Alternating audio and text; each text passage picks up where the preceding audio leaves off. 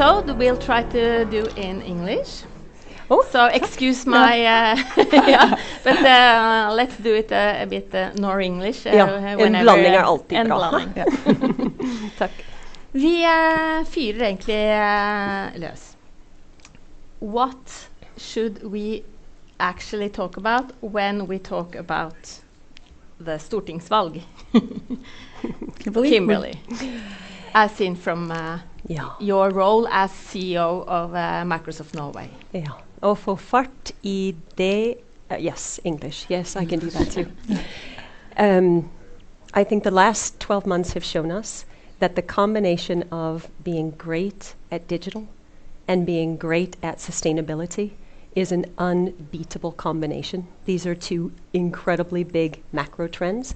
When you see them together, things get really, really interesting, and we're at the perfect point as a nation where we need to figure out fundamental ways of moving a lot faster. So that's what we need to be talking about, is how to push it forward a lot, from skills to incentives in all different directions, and we need to be thinking about the importance of carbon negative, because there's a whole lot of things happening in the world which are to avoid utslipp, and that's completely necessary, but we've got to go deeply, deeply negative. And so a topic like carbon capture and storage is spot on for that one. So why is that the sweet spot of sustainability and smart technology, Valborg? Well, first of all, in your role as the general manager, no, actually the CEO of Aker Carbon. That's Capture. right. Yeah. First of all, I fully agree with Kimberly. The most important we should talk about right now is really how we can fight climate change. The whole world has been and still is in a pandemic. Okay, now we have maybe the biggest challenge ever ahead of us, and we should talk about how can we fight this together. So yes, we agree. We have a part of the solution, not the total solution in our carbon capture. But in order to reduce CO2 emissions, well, there are a lot of actions to be taken. You have to do energy optimization, you have to replace fossil fuel with renewables, but you also have to do CCS, carbon capture, utilization and storage. And in Norway, we have worked with this for a long time. You heard that in the previous session, starting up with storage offshore, first in the world on Sleipner in 1996. But we've also developed technology for carbon capture and for almost 20 years. And well, it takes a lot of patience to really have the stamina to work for so long. But we believe in the technology. We kept on working. There's been excellent collaboration between the Technical University in Norway, the SINTEF, the Research Institute, and Aker, like an 8-year-long R&D program. And here we are. Yes, long ship. You know, it's a fantastic decision that was made by the Norwegian government in December last year. Now we're going commercial. And it's a flagship across all over Europe. There are in total 13 storage projects, but we are first. Just to mention to the viewers, listeners, that Polyteknisk Forening is hosting the Norwegian CCS Association. So, and it's been part of my previous career as well. So, a special place in my heart for for the technology. But where does sort of this software digital company fit into this? Where's the smartness in this really hardcore industry? Yeah, so that's a great question, but we often think very first in Norway because we've been so good at physical technologies, right? Taking oil out from the ground and doing things with it physically, or taking fish out, or, you know, having waterfalls off of high mountains and capturing it. We often forget about the world that exists now. All of these physical value chains need digital value chains built for them as well. And that's for any number of, I hope, reasons that become more and more obvious. You know, we can start with the enormous need to get the cost curves, you know, get costs down, get the right place on the cost curve. To be able to do that effectively is going to require a level of digital efficiency, which a lot of businesses are just desperately trying to move to and trying to touch. In some of these places, these are greenfield operations, right? There's no physical value chain that's connected yet for all of these parts of this carbon capture and storage, right? Only in Norway, that needs to get connected together. But quickly, this is of course also going to go way outside of Norway. This is going to be part of an energy system, which is a very global energy system, right? Which is going to have a whole lot of things pumping around and through it. We're going to need, for example, carbon offsets and credits that go in digital dimensions all around the world. We're going to have to map that. We're going to include so many forms of players, and we're going to need to know where these molecules of carbon really are stored, right? And have verifiable metrics around that, which are going to be digital in their representation, right? And so that's just an example of how we're gonna need, a heavy dose of data collection and data drivenness, both from a cost perspective, but then also to make markets happen which don't even exist today. And for the ones that are not deeply into this adventure, you're actually offering carbon removal as a service. Yes, we are, because we also focus on how to drive the cost down. Right now, it is too expensive. It requires governmental funding, because even though the cost of emitting CO2 has increased 170% in Europe over the last year, it's still not enough to cover the cost. So we are working on cost reduction, and we're working with a number of complementary partners. Microsoft is one of them. And we also look into innovative ways of making it easy for our customers to make the decision to introduce carbon capture and storage.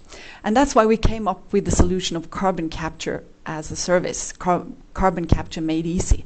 Because right now, if you're a small waste to energy provider, a local company, well, then you have to apply for funding for the financing with maybe in your country, maybe go to EU. You have to have a separate contract for carbon capture, one for transportation, one for storage, one for maintenance, and so on. And such a company, they don't really have the capacity to do so. And they don't really know anything about carbon capture and storage. They just they want to reduce their emissions because it's going to be too expensive to keep on emitting. So that's why we say, come to us. We will do everything for you. We will finance, we will build and operate the plant, and you just pay us for the CO2 captured. Could you just again put the receiver on the table? I think. I will. Yeah, thank you. It's, and that's, I guess, business innovation. Not only technology, but also business model-wise. Absolutely. So innovation, of course, technology development is important. We have a unique technology right now with unique HSE characteristics, but this is an industry that will continue to develop. And the technology will sooner or later be disrupted. So we will continue to work on our technology, and we don't want to be disrupted. We want to disrupt ourselves. But a new business model is certainly also innovation. And whereabout is Longship right now? Oh, yes, we can take, maybe you can start, because you're part of the overall development, but we'll need each other for that. Yeah, at least what I know is the project, we are a part of the project, so the big we is still on track for 2024, right, to go into production. So there's an awful lot of work being built out on all ends, on proven technology, as we say, but we've got some time yet. It'll go fast, right? But some time yet before we start producing. And then by the time we get to the second phase of that, we will be able to put, I believe the numbers are right, 2.5 million tons at stage 2 capacity level down into the ground. Now, what did the IPCC report just say we have to pull out every year? Isn't the number something? There's a lot of numbers floating around. Yeah. At least I have this one, 600 million tons in my head from the report. Yeah. So 2.5. This is just the beginning. 2.5 at second stage, which is beyond 2024, the world will need 600 million. So we're going to need Northern Lights, and we're going to need the other 12 carbon capture and storage operations, ecosystems that at this moment in time are being built only in Europe alone. Yeah. And we're going to need build out of a lot of that technology all around the world, and a lot more technology too, right? Microsoft's made some enormous commitments to go carbon negative by 2030, to take back all the carbon the companies put into the atmosphere since its existence by 2050. And from a technological standpoint, you could almost say we've got no idea how we're going to get that done yet. Some ideas, but ideas are brewing, but you know, it's going to take a hefty amount of development. But new business models, if I just take that point, I think that the business model you're offering is super innovative. I think it's exactly what the market needs right now. And then with these other, I think it'll be very interesting in Europe alone to find out how these 12 other development projects at this point decide to or don't decide to connect together. Yeah. And that's where we also have to think about, you know, someone, Kjetil just now talked about global. Well, if you just take Europe alone, are we best served by having 12, 13 isolated systems, isolated ecosystems developing, or are we best served by connecting all of them or some of them in various different forms of partnerships? And then, of course, digital will need to be along for the ride even more fundamentally in how we do that across borders and across nations, and in addition, a bunch of other regulatory changes so we can actually get carbon across borders and a lot of other things that need to be worked out too. I guess you represent the leverandørindustry,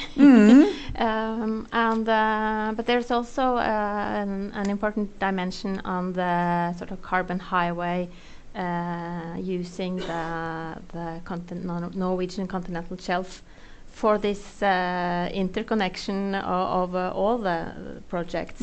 Is that a dream? Will it come true?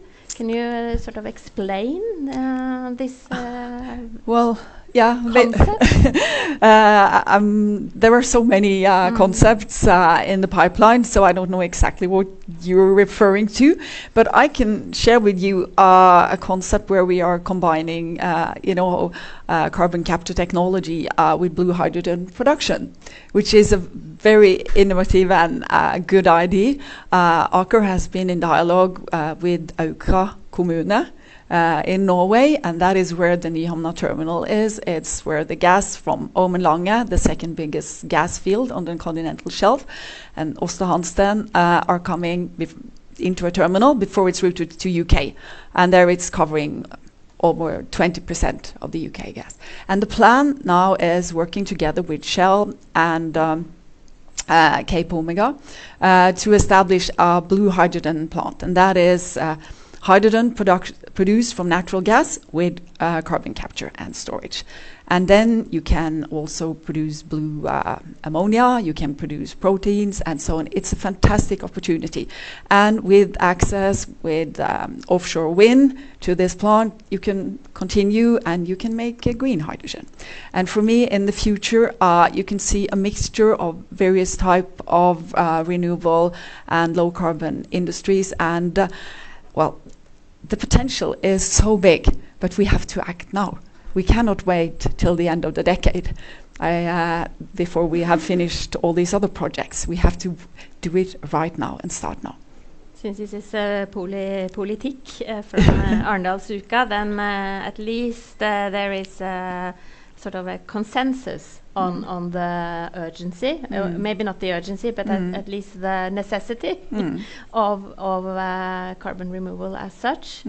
But where should we and how would you engage to speed up and to actually secure that there is a life for CCS after 2024?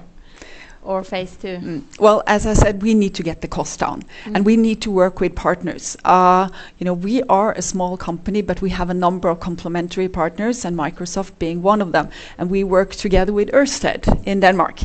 And Ørsted has 6 bioenergy plants, and they are, neutral carbon. And if we remove the CO2 from those plants, they actually become carbon negative. It's like removing CO2 directly from the atmosphere. And this is very interesting when we look at the bigger picture that Kimberly described. Yeah. That's super interesting. just to illustrate that, but then we need to come back to your question about Yeah, how do we get the yeah. government to move more. Yeah. Just a little anecdote. You know, Microsoft, with these goals to go deeply negative, about 6 months ago, we went out to the world with an RFP, a request for procurement, right? And we said to the world that we were ready to buy carbon removal. And we were going to put greatest emphasis on anything that could take us negative. We said to the world that we want to buy 1 million tons of carbon. Show us your best technology. We want to buy the cheapest, most effective technology, by the way, that's maybe needing to be scaled and unfundable, right? Maybe it's unfundable right now. We got back responses from the world to the tune of 1 billion tons of carbon to take out of the atmosphere. Is that good news or what? At the price of... There's a catch. At the price is a really good question. Even a bigger catch fundamentally, though, is almost all of those that came back to us were not simply, but let's say the basic first step is to avoid sending carbon into the atmosphere. So people said, if you buy this from us, then we won't put junk out in the clouds. Only 1.5 million were actually carbon negative technology. They were actually pulling only 1.5 million tons negative out of the environment. And that's the difference. For instance, this Ørsted project, this Aker carbon capture, Ørsted and Microsoft, that's why that's so interesting to us, is that 7, did you say 6 biomass factories? It's 6, I believe. Biomass factories already that are already negative or that are they are neutral. Yes, neutral. Some technologies, right, depends on what you put in them, are negative already. But to be able to do that is what the world needs more of. So there's a vast amount of ambition out there, but would it ever really result in something? And not everything is created equal, right? It can be a lot more expensive right now to fund truly negative propositions than just to say, I'll avoid putting more carbon in the atmosphere. Yeah. We had the previous episode on sort of finalizing on the need for competence and sharing and learning. And we have students in the room, and sort of I believe you cannot really study this and take your master in carbon removal.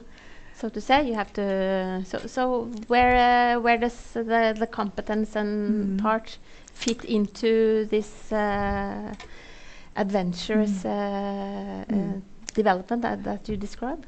Of course, there is a lot of good competence, but I think right now, universities and all kind of education need to prepare for the future and make sure you have good programs that applied for low carbon or for renewable industry, because that is where we need to grow. And in my opinion, and based on the experience we have, students are very interested in contributing to something where they see they can really make a difference and fight climate change. So just recently we had an announcement for an internship, and for one position we got over 100 applications. Okay. Are they international? Yes, they are. And what is really great about that, what thing that we have learned during the pandemic is that we really don't need to, move people around to get them to their working place. We can actually move work. So some of them are working in India, yes. Some we have established an office in Denmark because there are really good people there. And we have established an office in UK as well. So that is part of the digital world. And there are, it's fantastic to see that, a small company like ours really attracts top talents. And Norway will need a lot of international talent. That's what every survey and every statistic says, whether it's spisskompetanse I IKT selv, or whether it's a range of technologies. Norway is going to need a lot of international talent in addition to our Norwegian-born talent. But Kimberly, it's typisk norsk å være god. Jeg har hørt det en gang eller to. Absolutely. If I could add to the competence point, I like one of the partnerships that's cropped up recently is through IKT Norge, because also from a digital perspective, just because you know the cloud or how to, think about cloud-based solutions or technology of that kind doesn't mean you know much about sustainability. And so a group of us tech companies have now come together in partnership with several universities, NTNU is one of them, in order to really specify how do we bring very specific sustainability competence to the EcoT field in order to accomplish just what we said before, the interlocking of the physical and the digital technologies that we want to achieve. We need that too. It's not obvious to people, right? We need to build those skills.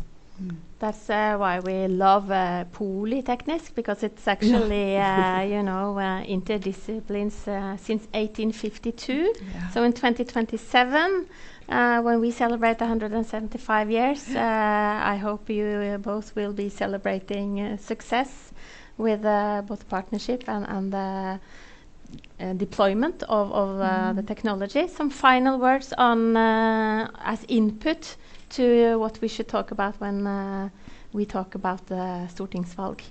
Yeah. Punchline moment. Okay, I'll try. So I miss climate action higher on the agenda. That's for sure, and I miss a very clear regulatory proposal how to make sure that we drive climate change and we move fast. And in general, it's just that we need to do much more, and we need to do right now. There are such a number of countries and companies who set very ambitious target for 2030, but they hesitate a bit, can wait, and so on. And I'm really afraid of a catch-up effect in 2029 when everyone panics and see that we will not make it. Then I'm going to use my moment in the sun to say skills.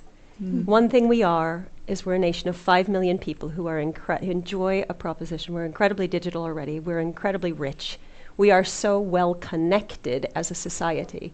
We could have a much bigger focused satsning to skill this nation up overnight.